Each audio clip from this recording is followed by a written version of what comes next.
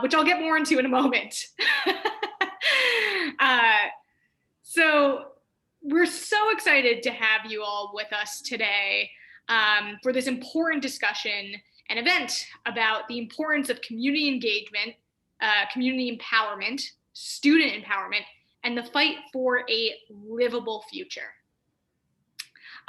Before we begin, I want to give a big thank you to all of my colleagues who helped make this event happen.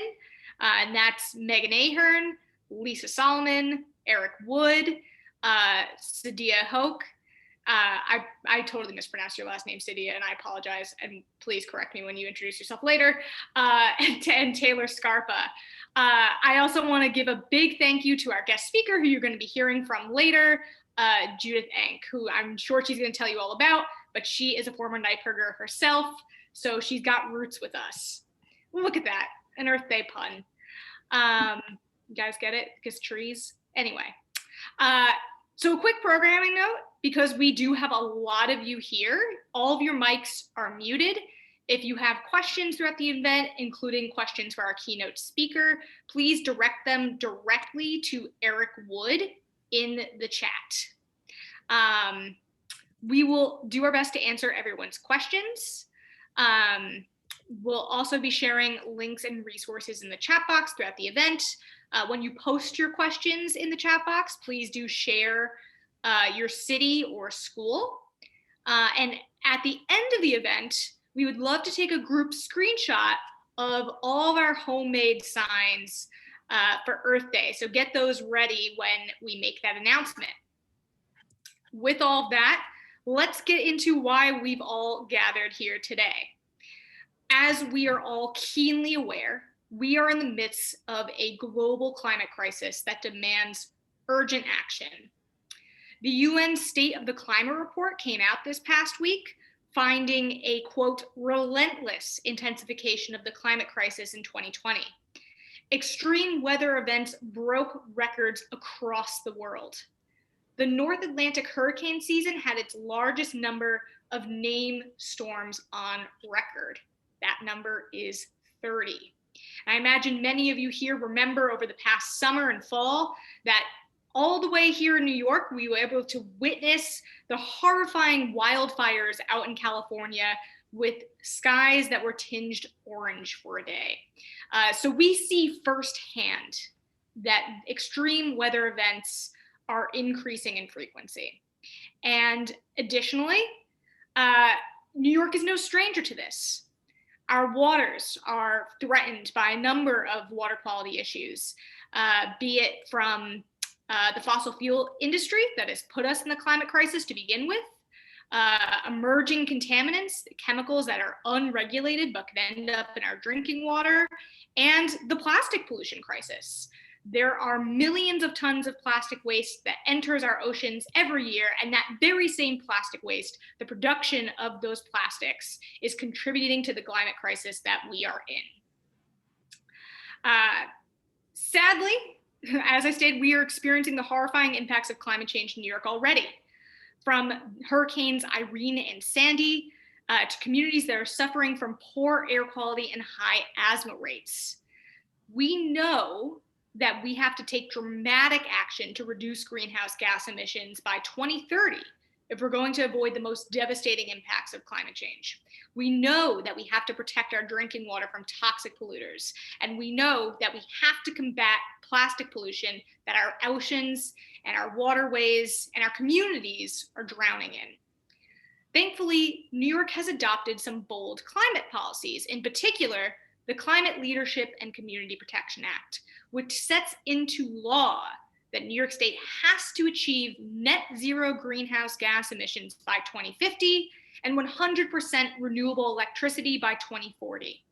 These are very important goals. However, we have a lot of work to do to get there. Right now, New York only gets 5% of its electricity from solar and wind. And we're still fighting proposals to expand fossil fuel infrastructure like pipelines and power plant conversions. And at the end of the day, we know that fossil fuels cannot be a part of the picture if we are going to meet our climate goals. We know the solutions, And we know that the technology is there. We have to ramp up energy efficiency. We have to transition to all electric homes and vehicles. And we have to rapidly increase our reliance on solar, wind, and geothermal. So what's been holding us up? Why isn't New York leading more on these things? Powerful industries like the oil and gas industry, the plastics industry, chemical producers, the industries that put profit over people and use campaign contributions, lobbying, and slick and misleading ad campaigns to stymie action, promote climate denialism, and delay action. These are the ones that are holding us back. And we have a lot of work to do to fight that. So in order to meet these goals, the only thing that can stop these powerful industries is by us raising our voices. We have to continue building the people power to demand the changes we need. We must build the political momentum to show our elected representatives that they have no other choice but to act on climate and to act now. They must act for a 100% renewable future, a future where everyone, regardless of your zip code, your income, your age, your race, has access to clean drinking water and clean air. Now, I have to take a moment to address the connection between climate and environmental justice. We can't talk about these things without talking about racial justice. The same neighborhoods that are targeted by polluters, that have been the most adversely impacted by the climate crisis, are the same communities that are targeted by police violence, and that is Black and brown communities. During the week of the Derek Chauvin verdict and also the tragic murder of Ma'Khia Bryant, we wanted to take a moment to name the intersection of these issues and underline the importance of fighting for racial justice as well as environmental justice. So with that, we have to keep building up the people power, and all of you are critical voices in that. So with that, I'm going to transition this over to Sadia to go next. Hi everyone, my name is Sadia Hawk. I'm a Brooklyn College student and a policy associate for NYPIRG. We're excited to share with you all today a video that staff and student volunteers from across the state helped to put together, highlighting local fights we're undertaking to protect a livable future and also highlighting the solutions that are right here at our fingertips. This is the first screening of the project called NYPIRG Live Across New York in celebration of Earth Day 2021. Enjoy!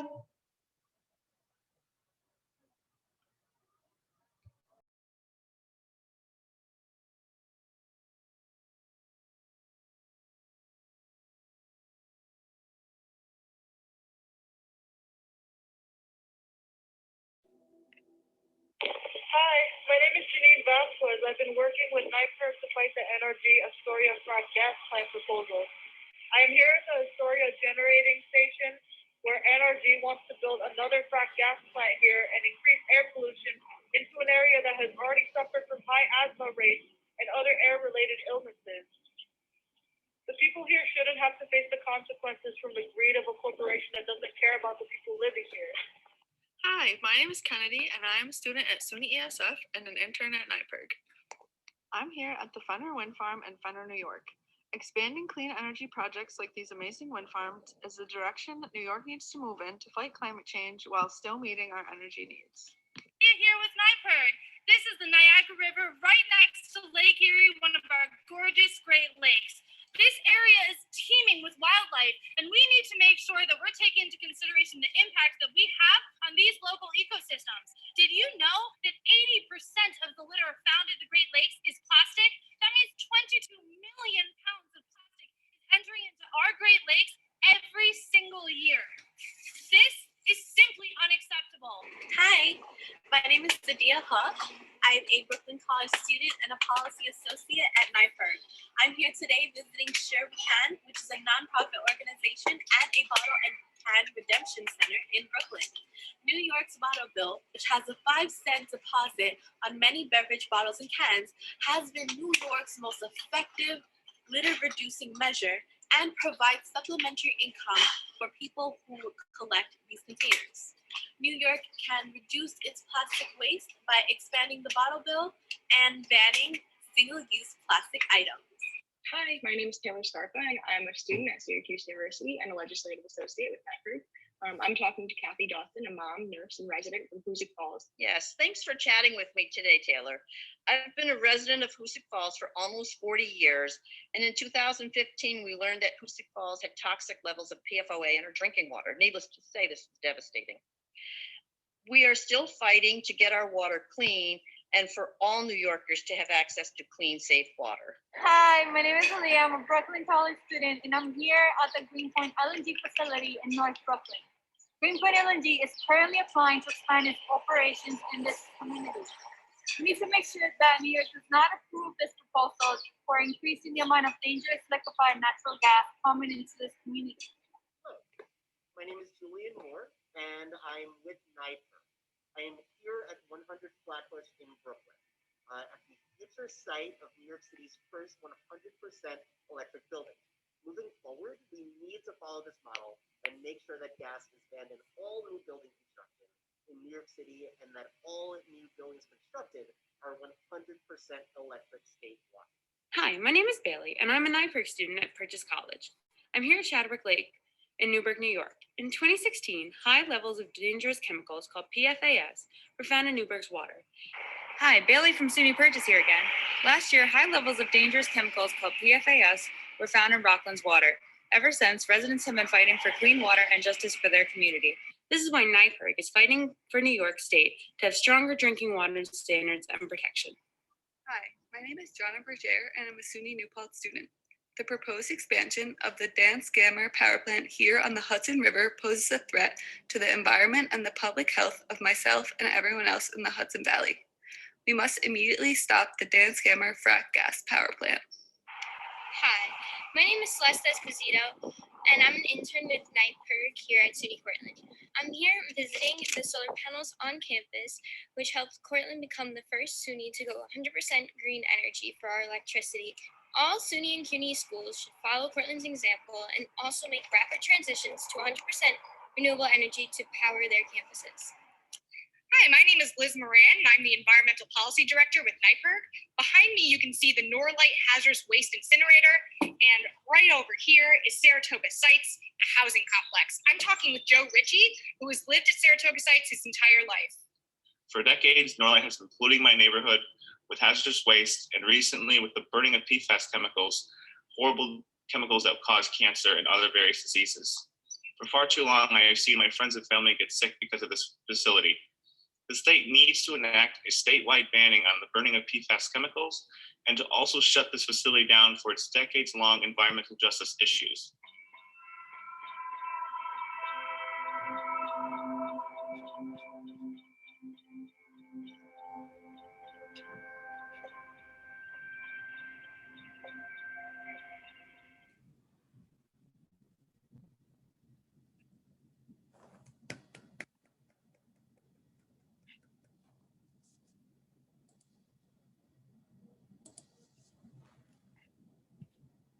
Great.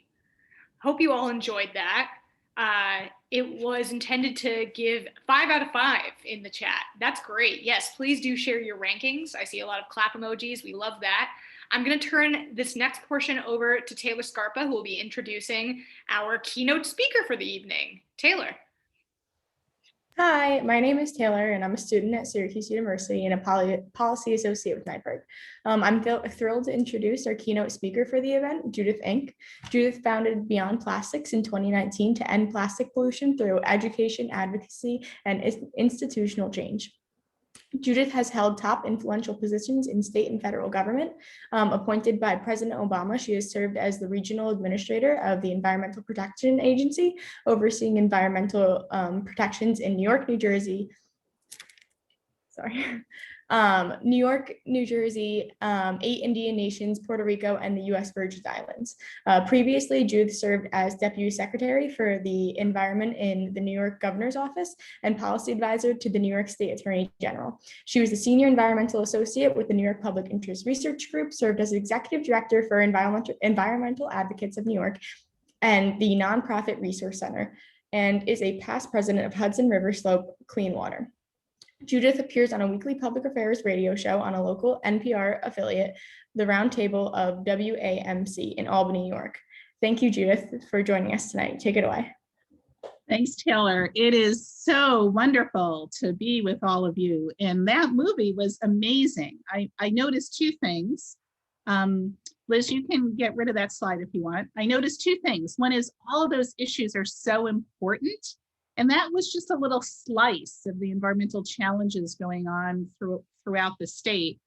And you really lifted up the voices of women. It was mostly women in that video. I don't know if you did that on purpose or not. And that really mirrors what's going on across the globe. Women are really leading the way, leading the charge, and just getting an amazing amount of work done with very little resources. I love how Liz Moran keeps referring to people power, and that's what I associate NYPIRG with. NYPIRG goes up against special interests with the facts and with a lot of people. And you look at someone like Liz, a very shy, demure young woman of the Capital District. She is a powerhouse at the state level. I would say on environmental issues, she's in the top 5 in terms of people who influence the outcome of environmental decision-making at her tender age. And when she walks into an office in the Capitol, she's not there just presenting her own views, but legislators and staff know that she's representing NYPIRG, and there's a lot that comes with that. So I sleep better at night knowing that NYPIRG is around, training the next generation of environmental leaders, taking on really hard issues like climate change, clean drinking water, environmental justice, and plastic, the issue that I have dedicated my life on now. So my history with NYPIRG is pretty exciting. I was a very average, shy college student at the College of St. Rose in Albany. I was interested in politics, didn't really know what I wanted to do with it. And I came across someone sitting at a table at a student activity fair promoting NYPIRG. And I picked up the flyer and never looked back. I was a student activist all 4 years in college, including serving on the board. And then eventually I joined the NYPIRG staff for 10 years as a community organizer and working in the state legislature on environmental issues. It was my college experience that really changed the world for me. It opened up all these opportunities to basically just put my own energy and my own interest and soul into an issue and see that one person can make a difference. And that is the same for all of you. When I was an undergrad, I was trying to decide after I graduated whether I should go to law school, which I could not afford, go to social work school, which I'm still thinking about going to. But instead, I jumped into the world of advocacy and activism and have been doing it for many, many years since. So having NYPIRG on the scene makes all the difference. I really appreciate the little part of the film spotlighting the Norlight hazardous waste incinerator. I spent a lot of time on that. This is one of the state's most pressing environmental justice issues. And what I've learned as a former federal regulator, as a former deputy secretary for the environment in the governor's office, and as an advocate, is where you live, the zip code you live in affects the quantity of pollution that you're exposed to. And that is just unconscionable. So the Norlight hazardous waste incinerator is sited right next to the Saratoga Sites public housing complex. It emits massive amounts of air toxics. And I was just there over the weekend meeting with Joe Ritchie, the amazing student leader you saw profiled in the film. It's literally about 100 yards from where people live. And if it was in a more affluent community, it would have been shut down years ago. So what I learned when I worked in the governor's office and in the EPA is that a few people can really make a difference. You should pick the issue you care the most about. The responsibility you have is to be very well informed, because if you make one factual error, that will tarnish your reputation, and your adversaries will use that against you. I mean, the American Chemistry Council is wrong all the time. They make stuff up, but they can do that because they also make campaign contributions and they have a fleet of lobbyists. But student activists and public interest advocates always have to be right on the facts. And you can ask for what you want. You don't necessarily have to moderate everything. You know, the planet is warming, the seas are rising. I'm excited about the Biden-Harris commitment on climate change, which unfolded today when the president hosted 40 world leaders on climate change issues. We now have to make sure they get the details right. But you are one person who can make a difference. And I actually think it's a little easier organizing today than it was in the olden days when I worked at NYPIRG, because you have the internet, you have email, you have social media. I can't tell you how many hours I stood next to a NYPIRG photocopy machine that always broke down, trying to send out information packets to residents around the state. Now you just click a button, and students are savvier than ever before. You know how to organize, you know how to get things done. So I know none of you have asked me for advice, but let me give it to you anyway. Get active on issues when you are a college student. I know you're busy. I know many of you are working 1 or 2 extra jobs. Tuition should be free, but it's not. But you're not as busy as you're going to be in a couple years. So get that democracy bug now, and it will stay with you and it will serve you well.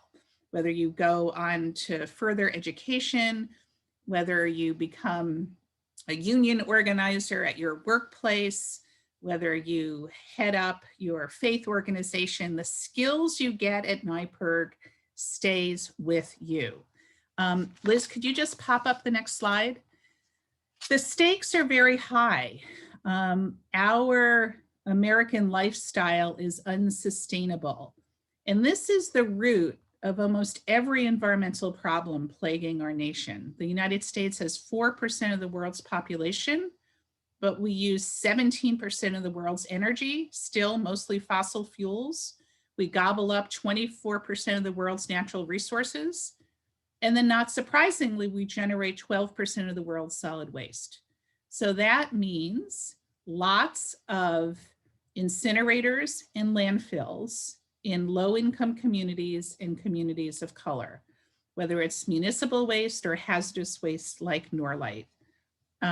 If you could put up the next slide, Liz. So my advice to you is get informed, get in the arena, get on social media.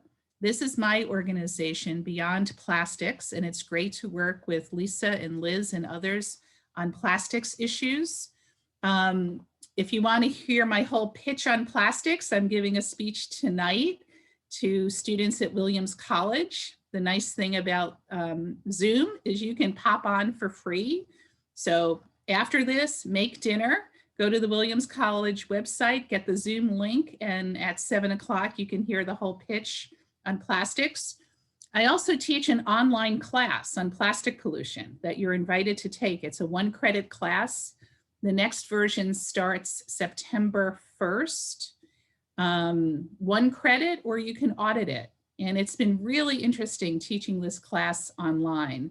Lots of community people audit it. 95% of the students are women. So there are some trends there. Follow me on Twitter, ENCKJ. Maybe I'll follow you back if you're fascinating. I tweet a lot on climate change and on plastics, and it is a really good way to get the word out and be happy to stay with you. Thanks for inviting me today. I'm very inspired by all of the work you're doing as illustrated in that great video.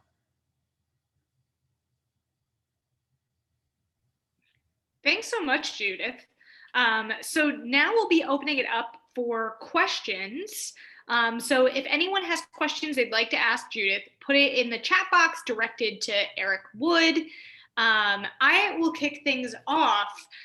Judith, I know you discussed this a little bit in your presentation, but what would you say keeps like these common sense policies to protect water and air from moving forward on different governmental levels?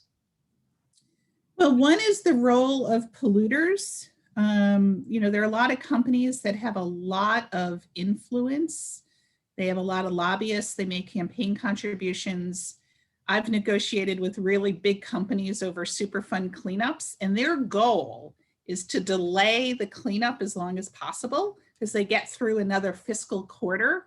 And their other goal is to make sure the cleanup is as inexpensive as possible.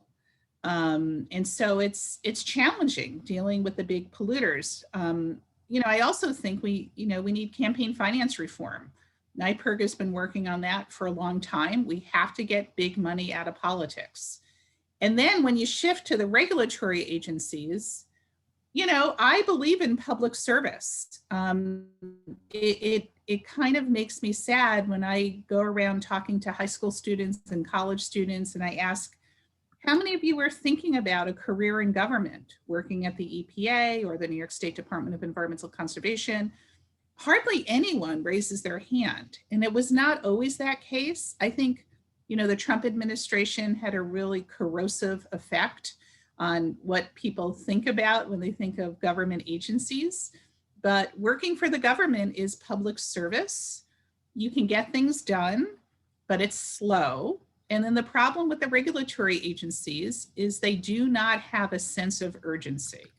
And that's where you all come in. You want to put these issues higher on their to-do list. You want the governor or the lieutenant governor to read an article in the paper in the morning and call up the environmental commissioner and say, hey, what's going on? I hear there's a big Bitcoin operation going on in the Finger Lakes and you didn't require an environmental impact statement. You don't know what the greenhouse gas emissions are going to be. True story. Nice article in today's New Yorker magazine on this. Or you want the health commissioner who's really weak. Okay, bad example.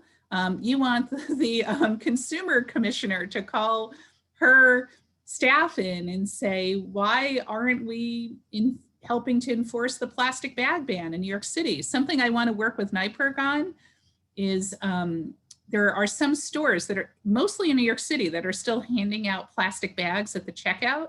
And Beyond Plastics keeps getting phone calls from consumers that shop at Gristedes, which has 17 stores, 16 in Manhattan, 1 in Brooklyn. They're still handing out plastic bags.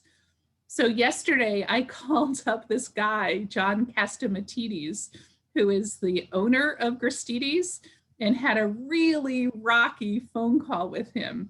He plans to never comply with the plastic bag ban, he says, until there's herd immunity. Like that has anything to do with this. It's because plastic bags are cheaper than paper bags and reusable bags.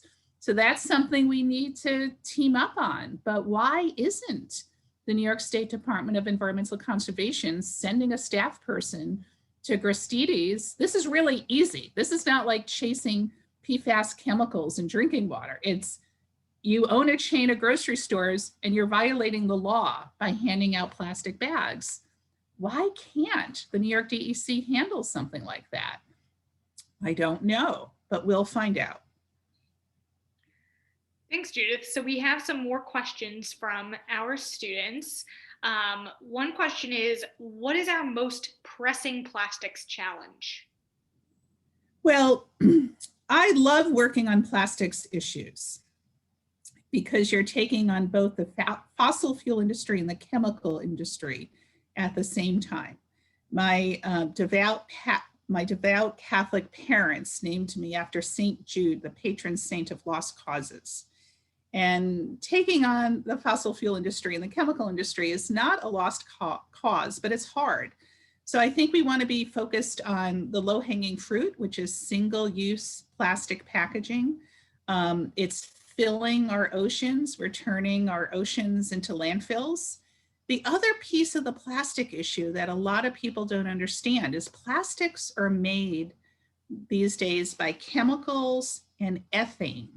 Ethane is a byproduct of hydrofracking, and ethane is heated at a large manufacturing facility called an ethane cracker facility, and the ethane becomes ethylene, which is a building block of single-use plastic packaging. So, you know, polystyrene foam is really cheap today. It's about to get much cheaper because of these ethane cracker plants. And what people don't realize is the ethane cracker plants are super emitters of carbon. And these facilities are mostly proposed in Texas, Louisiana, and then a handful in Pennsylvania, Ohio, Arkansas. So there is a direct link between climate change and plastic production. And that means plastic bags are really cheap because fossil fuel is subsidized.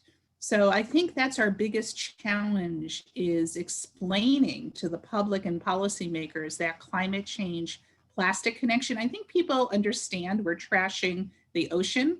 Scientists tell us if we don't change the way we use plastics, in the next 4 years, for every 3 pounds of fish in the ocean, there will be 1 pound of plastic.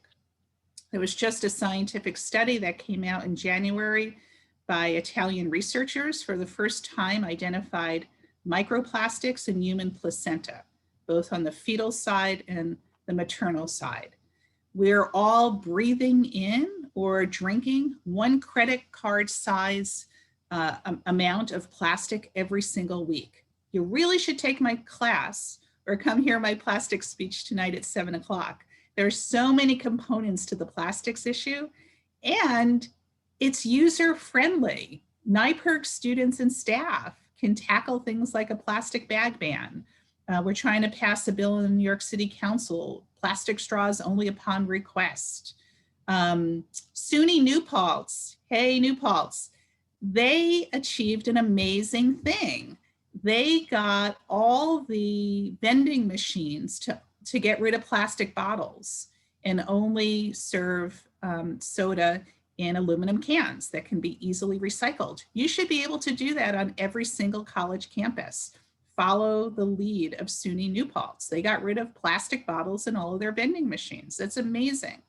So the wonderful thing about this issue is there's tons of information out there on plastic. It's all on my website.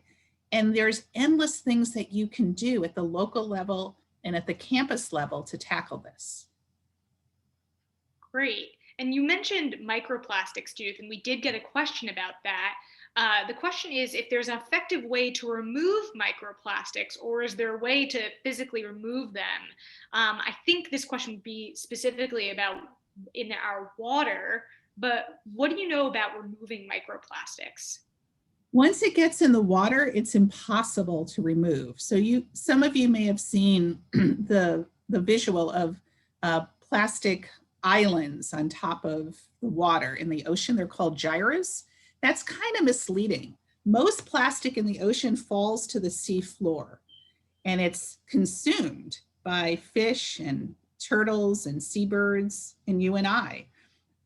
So once the plastic reaches the ocean, you can't get it back. And why microplastics is important is, let's say somehow, not you, but someone you know tosses a plastic water bottle onto the curb. It rains, that plastic water bottle goes into a storm sewer, it goes into the river, and then into the ocean. So that plastic bottle is out there bobbing around in the ocean. It's exposed to sunlight, so it gets brittle. And then the wave action acts like a paper cutter. So one plastic bottle becomes thousands of pieces of plastic. And the definition of a microplastic is 5 millimeter in size or smaller. It's like the size of a grain of sand. So marine life eats that, and it doesn't, it doesn't help their health. So once the plastics are in the ocean, we can't get it back, really. Whew. Well, that is really grim. Towards the solution side of things, we've gotten a question: how can we get producers to start straying from plastic packaging? What could they be using and doing instead? Well, there's so many things they can use, and you don't even need a big breakthrough like mycelium, which I love, is made by Ecovative Design just north of Albany. They use agricultural waste to make like a mushroom material as an alternative to polystyrene packaging. That's terrific, but there are other obvious alternatives like paper, cardboard, metal, and glass, all easily recyclable. But companies are not going to stop using single-use plastic packaging on their own because it's cheap. And so what we need to do is pass strong laws that require environmental standards for packaging.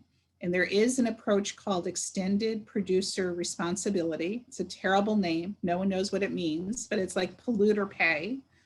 But unfortunately, a bill has been introduced in the state Senate by Senator Kaminsky on this good goal of extended producer responsibility, but he gets many of the important details wrong. For instance, the bill measures packaging by weight. So it's going to incentivize a bigger shift to plastic because plastic is lighter. It also, we know this problem is caused by packaging companies.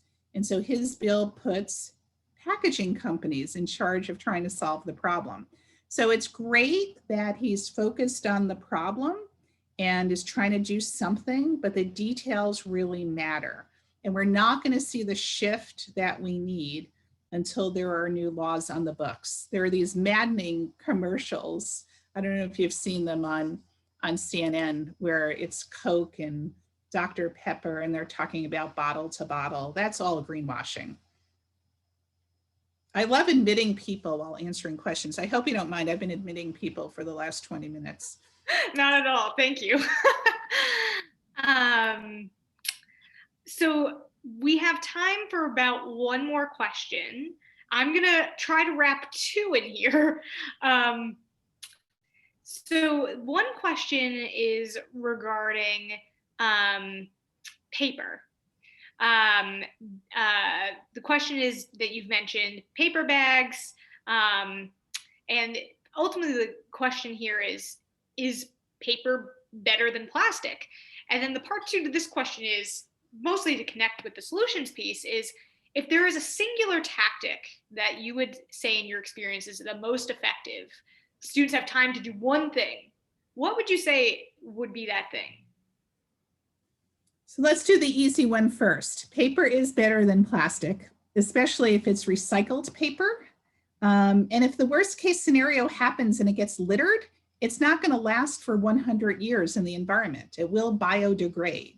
Now, of course, I'm concerned about all the trees that are needed to make paper, but hands down, it's better than plastic. And reusable products are the absolute best. So one thing I would say, and I'm going to try this out in my plastics class next semester. Here's one little thing, and then I'll give you a big thing. I'm cheating. The little thing you can do is write letters to the editor on an issue. In my class, if you ever want to take me at Bennington College, I always make this part of the homework is to write a letter to the editor, and not just write it, but get it published. I teach the students on how to get it published. They hate it, and then they get published and they're over the moon happy, and I tweet their letter, and their parents are delighted that their kid is published in their weekly newspaper. Policymakers read letters to the editor, put the name of the elected official in the letter, and then they're going to read the letter because their staff is pulling the clips for them every morning. But what I'm going to do, I'm kind of raising the stakes with my students because they've mastered letters to the editor and social media campaigns and writing to members of Congress. What we're going to do next semester in my 4-credit plastics class is I got this idea. I'm reading this great biography of former Attorney General Bob Abrams.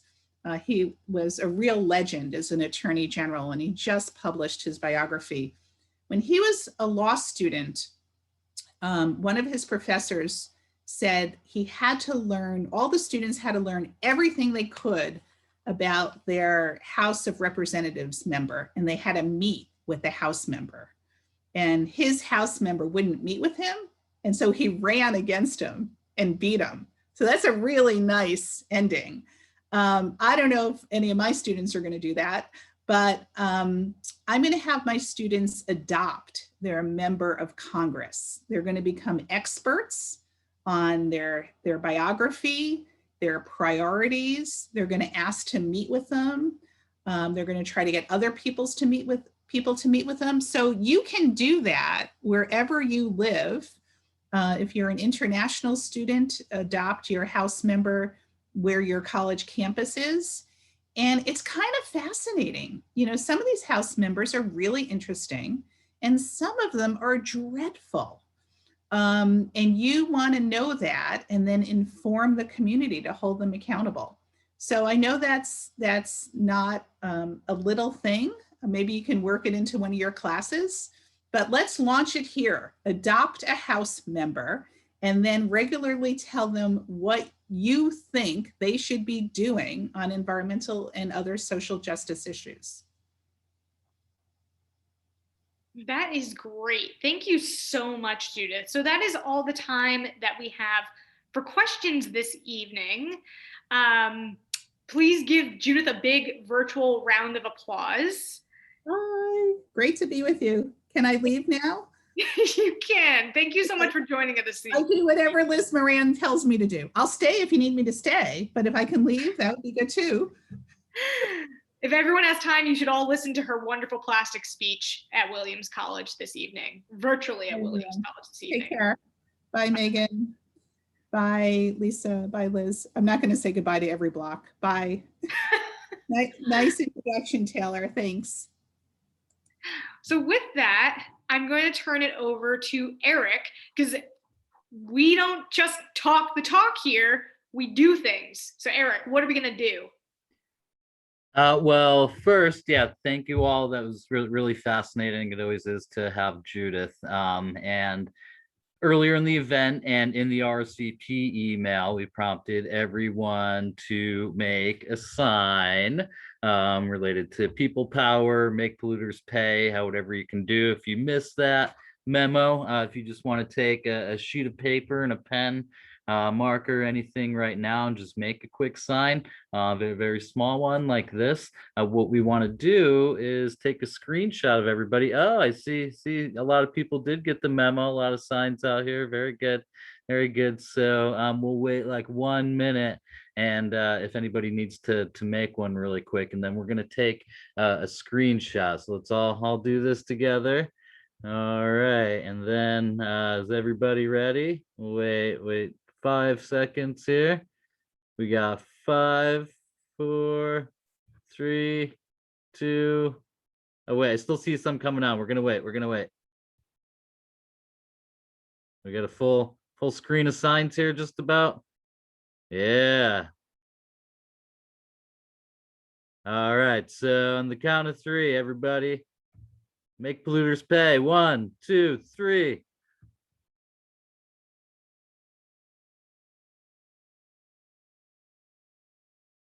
All right, are we good, Lisa? Head nod, yeah, all right, thumbs up. That's what I like to see. But as Liz said, it's great to talk about things, take pictures, but there's some action that we can all take together right now.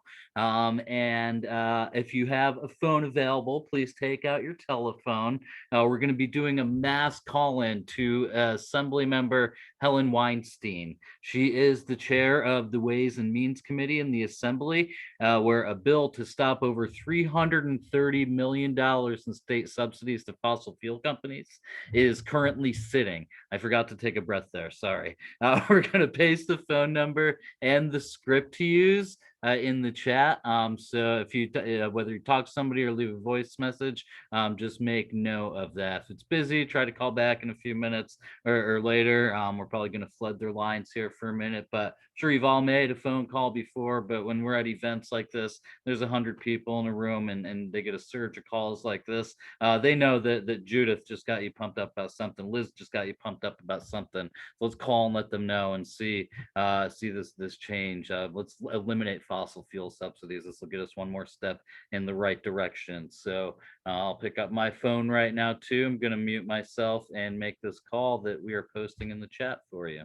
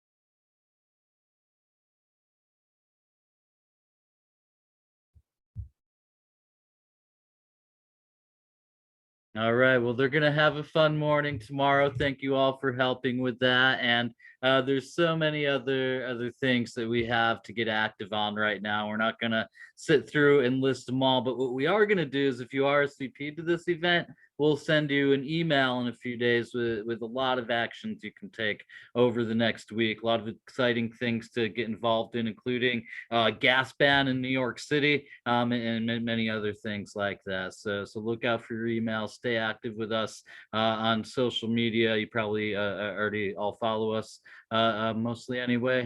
But yeah, stay tuned, stay active through the end of this legislative session. We had a good budget season, and we're gonna wrap up even stronger here shortly. So I'll pass it back up to Liz to wrap things up here. Awesome. Thank you so much, Eric. And so thank you all for your really hard work. Thank you for being here this evening. We would not have the long list of tremendous environmental victories over the past year, over this past budget season, without you doing all that you do. The calls that you make, the time that you spend organizing and talking to your peers, all of that stuff, lifting your voices up, is what is making a difference here in New York. So please continue to fight along with us. Before we wrap up, I want to give a very special thank you to all of the students who are featured in our video. You all did amazing work.